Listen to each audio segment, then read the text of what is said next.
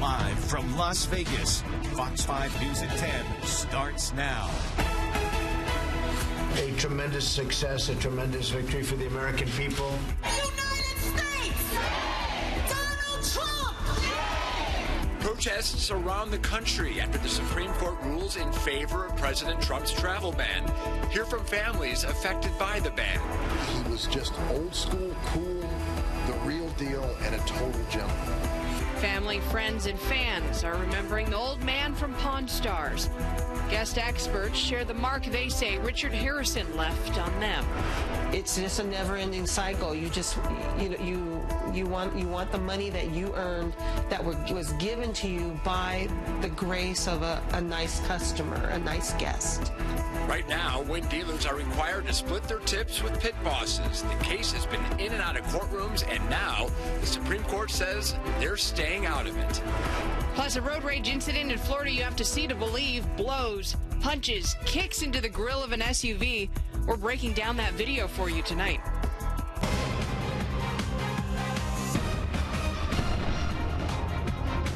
We start Fox 5 News at 10 with some breaking news. A judge in California has ordered U.S. border authorities to reunite separated families within 30 days. The order issued today says if children are younger than 5 years old, they must be reunited within 14 days. Coming up tonight at 10:30, we'll hear from parents still looking for their children. Hundreds of Wynn Las Vegas dealers are a step closer to cashing out on a long-awaited payday. They've been fighting a tip pooling policy that requires dealers to split their tips with their supervisors. This week, a U.S. Supreme Court said it did not want to hear the case. Fox 5's Abby Tedros joins us live from the Strip after talking to a dealer. Abby? Yeah, and what that means is that this case goes back to the Federal District Court of Nevada, where a judge has already ruled in favor of dealers, saying that they shouldn't have to split their tips with their supervisors. The Supreme Court's decision not to hear the case doesn't mean this policy is no longer in effect. It just means the case is going to be reconsidered in a lower court, and when dealers are calling it a small victory, they've been fighting this policy change since its inception back in 2006. It was a huge hurdle for us. We are going to have to, still go through a legal process, but we look forward to continuing our fight that we started 12 years ago. Yeah, to jog your memory, about 800 current and former Wynn dealers have been fighting to keep pit bosses out of the tip pool for years. They filed their latest case in 2013 in district court, lost, then appealed the decision and won. Wynn Las Vegas brought that decision to the Supreme Court, but the court denied its petition to overturn it. And coming up at 11 o'clock, we're going to hear more from Connie Castrol, the dealer that you just heard from. She represents hundreds of dealers at the Wynn. We're also going to hear what Wynn Las Vegas had to say about this decision. Reporting live, Abby Tedros, Fox 5 News, local Las Vegas. The man accused of shooting two of his managers at the Venetian during a picnic is back in Las Vegas tonight. Metro took 42-year-old Anthony Roble into custody from Texas on Monday. He's facing murder charges after shooting Venetian operations executive Mia Banks and injuring table games chief Hector Rodriguez. Roble left a getaway car at McCarran International Airport. Police say he stole another car in Utah before driving to Texas. He was arrested in April when a Texas sheriff's deputy saw the stolen car at a rest stop. Roble is due in court tomorrow. Nearly 2 months ago, a boy watched his father die when a drunk driver ran into him. Jason Eckert and his family were riding their bikes on the east side of the valley when police tell us Dennis Solis Cortez blew a stop sign and hit Eckert. Today, Fox 5 spoke with Eckert's grandmother, who has already had her fair share of personal losses. You know, I'm going to be 80. My husband's 83. We've lost a son, we've lost a daughter, and now a grandson. You don't outlive your children. You're not supposed to. Solis Cortez is scheduled for a court appearance tomorrow morning. Police say a 22-year-old man who died in a crash this morning with a semi-truck may have been under the influence. Fox 5's Adam Herbert spoke to witnesses. He is at the scene near Rainbow and Robindale. The car was totaled. There was debris still on the road. I haven't seen a car that messed up. Where that spot is where the car was. That's probably from the fire when the car exploded.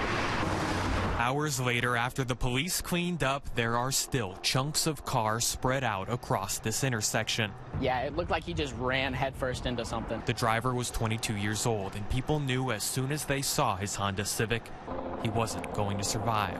Yeah, as soon as I saw that it was the front end of the car that was totaled, I was almost certain that he had died in the crash. Police say he was under the influence and speeding when he rear-ended this Las Vegas paving truck at about 4 a.m. The light had just barely turned green. This time, there weren't many people around or awake to see it. My manager says he sees one like once a week. I've seen a couple here recently, but it does happen pretty often here. It's scary driving around here with all the people that do that kind of stuff. The coroner still hasn't identified the victim. Police say the driver of the semi-truck is okay. Reporting in the Southwest, Adam Herbets, Fox 5 News, local, Las Vegas.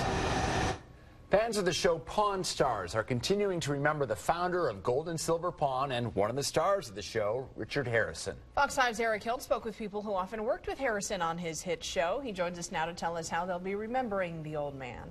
Yeah, John, Christine, over the last 9 years, Pawn Stars has become a sensation all over the world. But friends say the founder of Gold and Silver Pawn had his biggest impact right here in the Valley. He was always friendly. He was always gracious. One of the coolest cats that you'd ever want to know. That cat, Richard Old Man Harrison, the founder of Gold and Silver Pawn, died Monday morning after a battle with Parkinson's disease. The 77-year-old, famous for turning a Las Vegas Boulevard pawn shop I work here with my old man into a global phenomenon.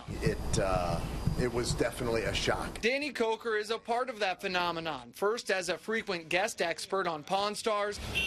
What's up, fellas? Then as the star of his own History Channel show. Mr. Harrison was exactly like he was on TV. He was not playing a part in any way, shape, or form. He tended to be a little gruffer on television, but he was gruff, and that was who he was. The Clark County Museum's Mark Hall Patton was a frequent guest too and told me he cherishes his time with Old Man Harrison. It was neat working with the old man. When you saw him there, that's who he was. And Hall Patton says he was a person who cared about the Las Vegas community, including the Clark County Museum and its mission. He was always supportive of the museum. He cared about the museum. He lent us the Patrick McCarran chair so we could have it on display. So even though Old Man Harrison won't be delivering his iconic one-liners from behind the counter at Gold and Silver Pawn, I wouldn't feed this to my worst enemy. he leaves behind a uniquely Las Vegas legacy that's almost impossible to miss. The guy that started a pawn shop in Vegas is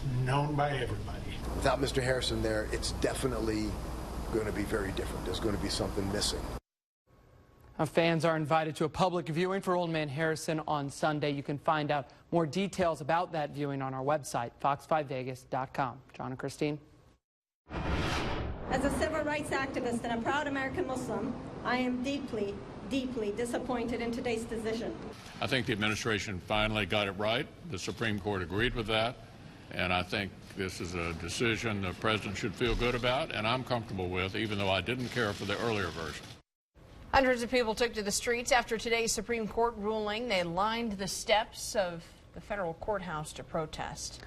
The Supreme Court upheld President Trump's travel ban in a 5-4 ruling, and today's case was regarding the third version of the travel ban that's been in effect since December. Natasha Chen talked to one woman whose father is affected by the ban. 18 months after the Trump administration released the first version of its controversial travel ban, the third version has now been upheld by the highest court in the land.